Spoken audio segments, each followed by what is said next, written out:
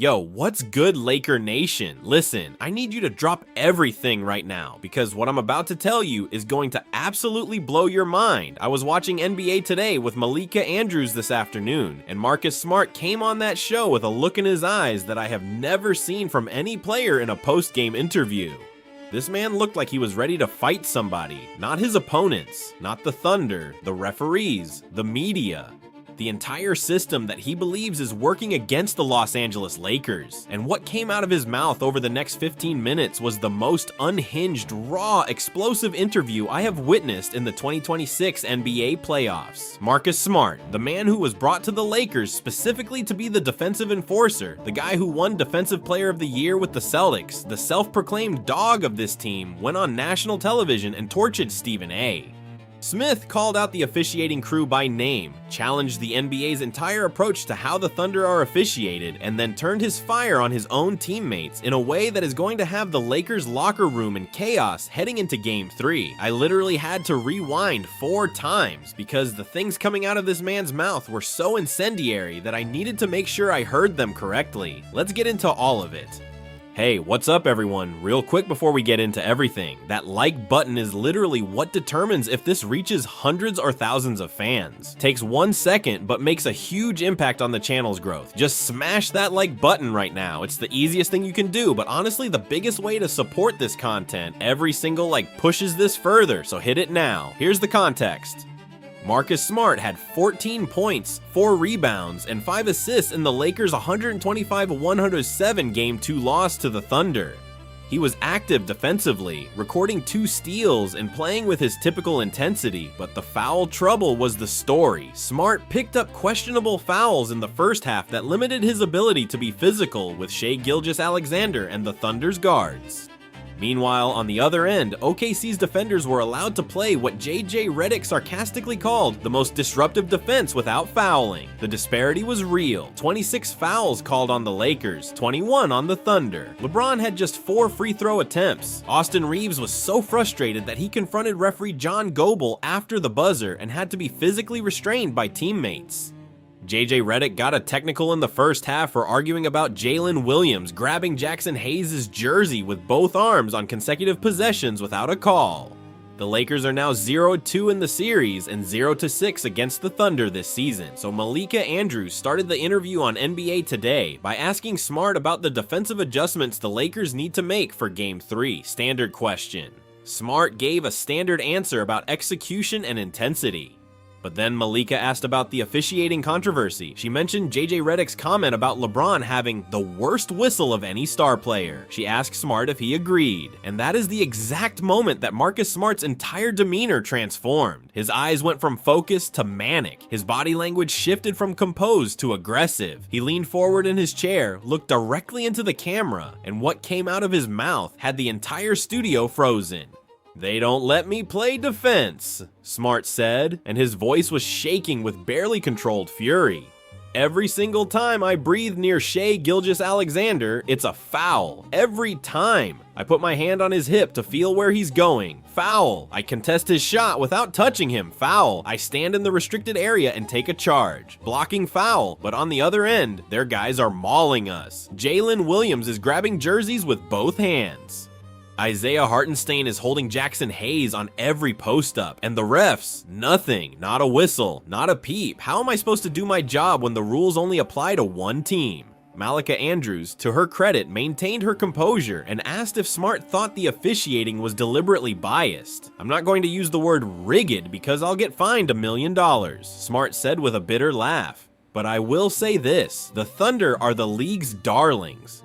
They're the young, exciting champions. Shai is the MVP. Chet is the future. Jared McCain is the new thing. The NBA has a vested interest in seeing them succeed. And when you have a vested interest in one team's success, consciously or unconsciously, the whistle follows."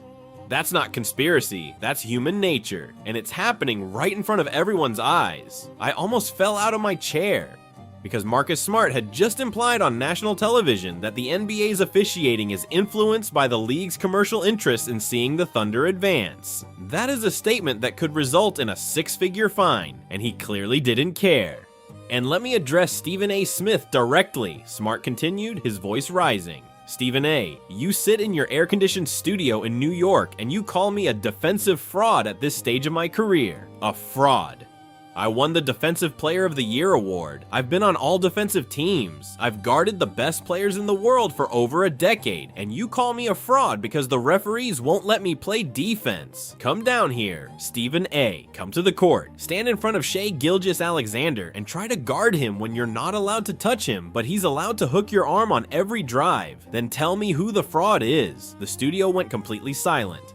Malika paused for a moment before continuing. And you know what really kills me? Smart said. In game 1, I made a foul on AJ Mitchell at the end of the third quarter, the momentum foul, and everyone pointed at that as the turning point. Smart fouled Mitchell and it broke the Lakers' momentum. But nobody talked about the 3 fouls that weren't called on the previous possessions when our guys were getting hammered in the paint. Nobody talked about Jalen Williams hooking LeBron's arm on a drive. Nobody talked about Hartenstein clearing out Ayton with an illegal screen. They only see my foul because the narrative is already written. Smart is old. Smart fouls too much. Smart can't guard elite guards anymore. That narrative is garbage. And I'm done letting the media write my story. Then Smart did something unexpected. He turned his criticism inward toward his own teammates. And what he said is going to be a problem in that locker room. I was brought here to be the dog, the enforcer, the guy who does the dirty work so the stars can shine, and I've embraced that role. I love that role, but let me be honest, I can't be the only dog on this team. I need other guys to step up physically. I need guys to set harder screens. I need guys to fight through contact instead of complaining to the refs. Because right now, we have some guys who are too soft for this series.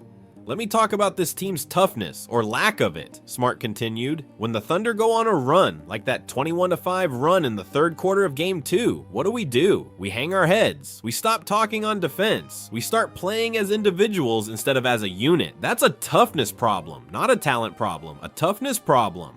The Thunder break your spirit with their physicality, and some guys on this team let them. I see it. LeBron sees it. JJ sees it. We have guys who disappear when the game gets physical, who want to play pretty basketball against a team that plays ugly basketball. And you can't beat ugly with pretty, you beat ugly with uglier. And let me be real about the turnovers, Smart said, his voice hardening further. 20 turnovers in Game 2. 20. Do you know how many of those came from guys trying to make the ESPN highlight instead of making the simple play? Too many. We have guys who dribble into triple teams because they want the crossover clip on social media. We have guys who throw no-look passes in the playoffs when a simple chest pass gets the job done. That's not championship basketball. That's AAU basketball, and the Thunder are punishing us for it every single time. The interview went to commercial. And I was sure that someone had gotten to Smart, that a Lakers PR person had called the control room and said, please move on to a different topic when we come back. That maybe JJ Redick himself had texted Smart and told him to tone it down. But when they returned from break, Marcus Smart was angrier than before. The commercial break had clearly given him time to reload. Let me say something about our approach, Smart said. We keep trying to outplay the Thunder, to outscore them, to beat them with skill and finesse. That's wrong. You don't beat the Thunder by outplaying them. You beat them by outfighting them, by being more physical, by making every possession a war. Game 1, we played scared. Game 2, we played better, but we still flinched when they got physical in the third quarter. Game 3 has to be different. Game 3 has to be a fight, a real fight, not a basketball game, a fight. And to this media narrative that the series is over, Smart continued. To everyone who says the Thunder are going to sweep us, to Stephen A. Smith who says we're done and LeBron should retire, to all the talking heads who've already handed OKC the Western Conference Finals trophy, I have one message. You messed with the wrong team. You messed with the wrong dog. He pointed directly at the camera with an intensity that was genuinely unsettling. The Lakers haven't even shown you what we're capable of yet. Games 1 and 2 were in their house, with their crowd, with their referees giving them their calls. Now the series comes to Los Angeles, to our house, to our crowd, to a building where we are 35-6 this season. And I promise you, on everything I stand for, the Thunder are going to walk into Crypto.com Arena on Saturday night, and they are going to feel something they haven't felt all season: fear.